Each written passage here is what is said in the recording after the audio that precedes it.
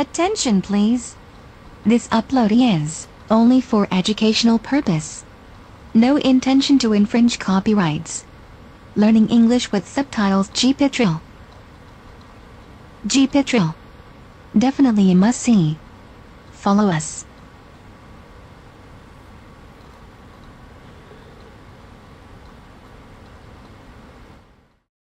The Van Meter downtown area is still essentially one block by one block, and not a lot has changed since 1903. 1903. That was a turning point for Van Meter. When the visitor came to town. Van Meter was in a frenzy. People were talking about this monster. Not only talking, people were shooting at it. It must have seemed like something out of the Wild West. A time so frenzied, residents banded together for their very survival. The trouble began at a coal mining operation on the edge of town. A miner at work. There were a lot of reports of the old mine being haunted by sounds, by mysterious noises. The machinery of the disused mine. Van Meter resident Fletcher Jennings. The old generation ahead of me was afraid for their kids to go up there. There was a big shaft, and we were told not to go over there because of the monster. Once from deep inside this ground, a bizarre bat creature emerged. Fantastically huge. A bat flies across the night sky.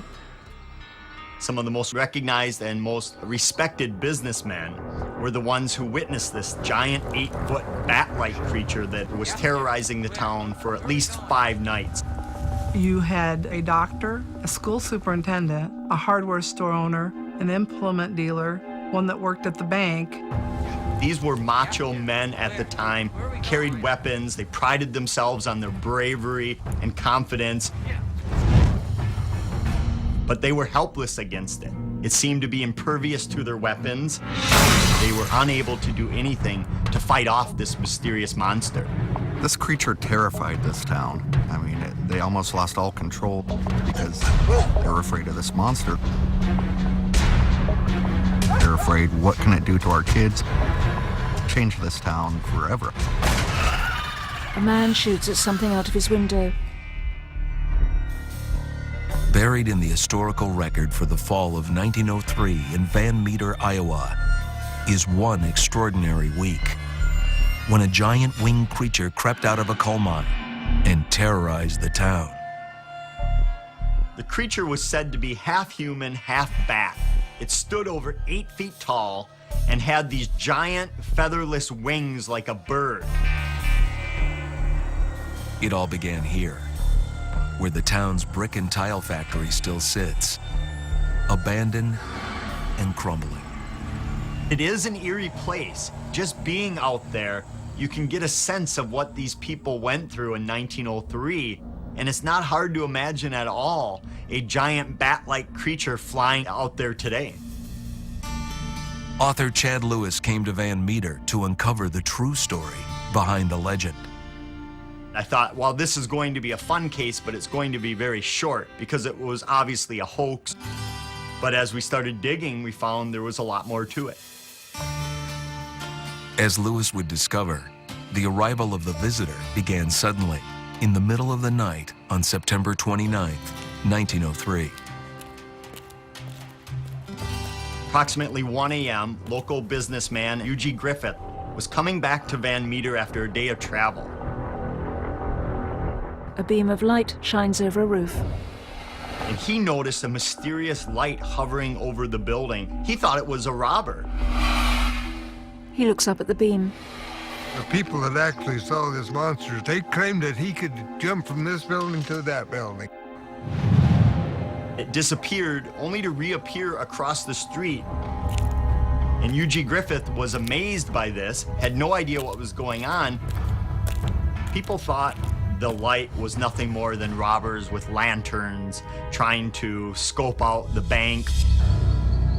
But they soon found out it wasn't. The following night, Fearing the bank was in danger, Peter Dunn, the bank manager, arrived to protect the town's funds. Carrying a lantern and a gun, he climbs the steps to the bank entrance. Behind him, the shadow of a bat flies past quickly. He enters the bank, looking around.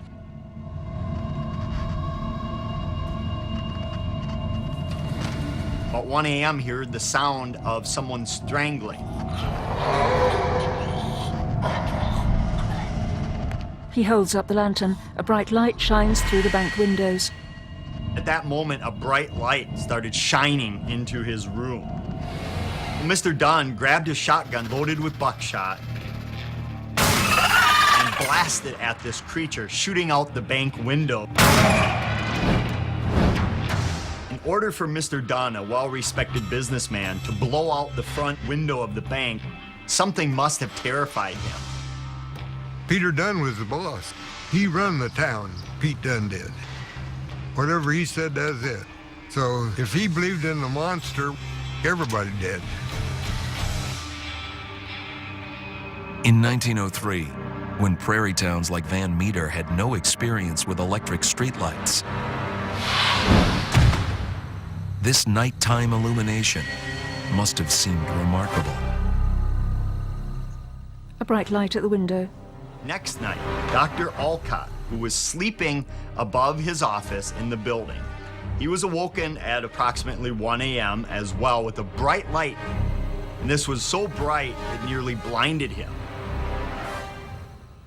He goes to the window to look out. So he grabbed his gun and bravely ran outside to confront what he must have thought were robbers as well. The doctor goes outside with a pistol. The giant bat's on a roof with a bright light. That's when he came face to face with this giant, what he called half-human, half-bat-like creature with featherless wings like a bat, with a blunt horn on its forehead and a light that would emanate from the horn. The doctor fires at it.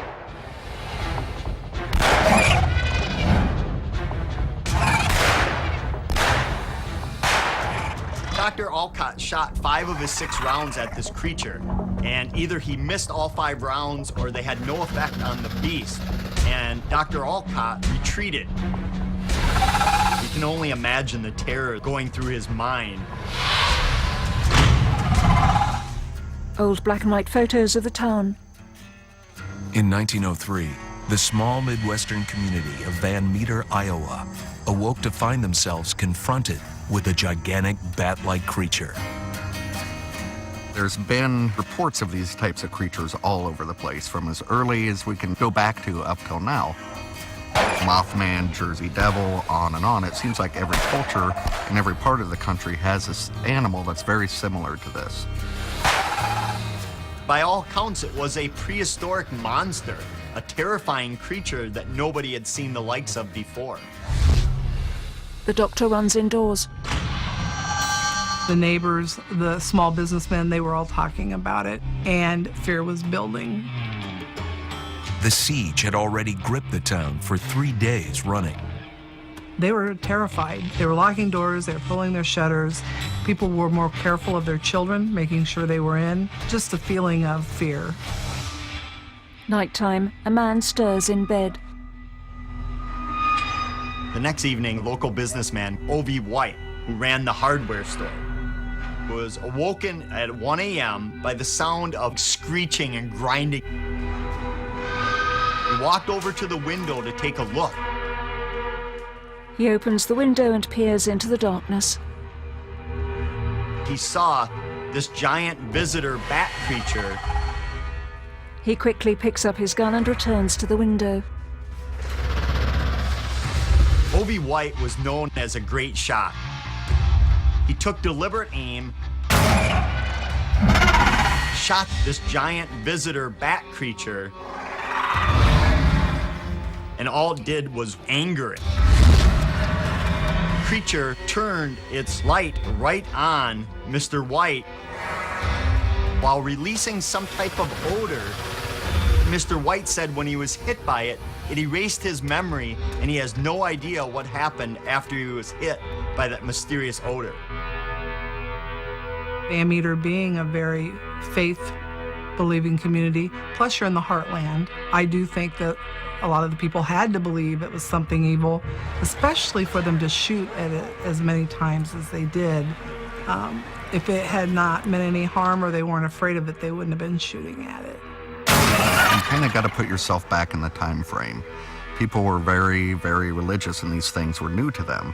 And it would be easy to see how maybe this would be a winged demon or something, some omen brought onto this town for some reason. And, you know, I think it was just misunderstanding that we don't know everything there is to know about this world. On the fourth day, the terror moved to the tile and brick factory. Workers on the night shift were struck dumb by the sounds of horrendous shrieking. These were hardcore workers, manly men who you wouldn't think would get spooked by anything, yet they were too afraid to go investigate this mine. Petrified with fear, yet mustering all their courage, the town banded together with all available guns and ammo. They believed the coal mine had released the creature, so that's where they headed. A final face-off with the monster. And at this point, the people of Van Meter had had enough. They gathered all the dynamite, blew up the mouth of this cave, but blocking the entrance, and never seen or heard from it again. Finally, the beast that had visited the town and spread so much fear was banished. Its reign of terror ended. The old mine never reopened. The area today where the mine sits is covered over with grass. Walking those grounds, you're just imagining what is below you. Are these deep caverns and tunnels full of these creatures still alive today? Or are they just merely closed off and a couple bodies still underneath? The library. Current Van Meter librarian Jolena Welker has heard all the old stories about the town's infamous visitor. She never thought she'd have a visit of her own. I've lived here just since 1983, although I grew up near here. Now that I'm the librarian, I pretty much know everybody in town. Yet Jolena felt she didn't know enough about the 1903 town panic. A town sign, Van Meter, tradition with a vision. One evening, she set out for the site of the monster encounter, where the town's old brick and tile factory still sits abandoned. I drove my vehicle down to the site as close as I could get. Reenactment of her parking and getting out of her car with a torch. And I just thought I'd go out and look at it. I did think I might see something. The best way to describe how I felt was a very strong sense of evil. She looks up, shining her torch. She shines it on a door and seems terrified.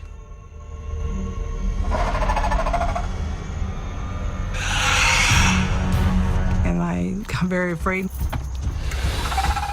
She jumps into her car, fumbling with the keys. Just when Jolena was ready to flee, her car wouldn't go. And I start praying. Jolena, shaking with fear, tries one more time. Finally, I am able to back my vehicle up and go home. Author Chad Lewis at the mine. I've spent many nights out by the old mine, and it is truly a creepy atmosphere out there. It doesn't take much to imagine that these creatures are still living there, and that if you look up into the sky, you might just see an 8-foot monster coming down after you. The end. 100 years ago, some unimaginable monster visited this Midwest prairie town. What it exactly was, and whether it might still be around, remains a mystery. In the heartland, if you're living out on a farm, your nearest neighbor might be too far away to hear you scream.